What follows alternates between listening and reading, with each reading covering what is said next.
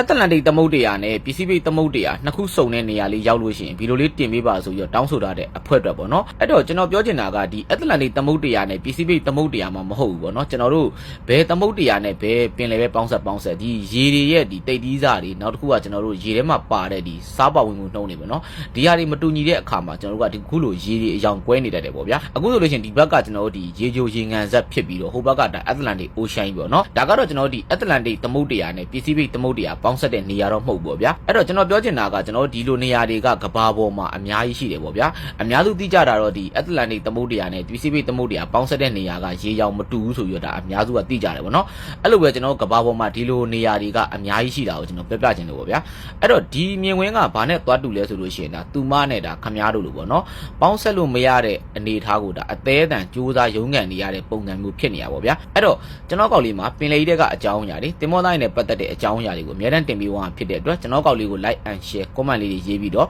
အသေးလေးတွေပေးသွားကြအောင်ပေါ့နော်အားလုံးပဲနေကောင်းကြမ်းပါပေးကင်းကြပါစေနောက်ဗီဒီယိုကြမှာပြန်လဲစုံစည်းကြတာပေါ့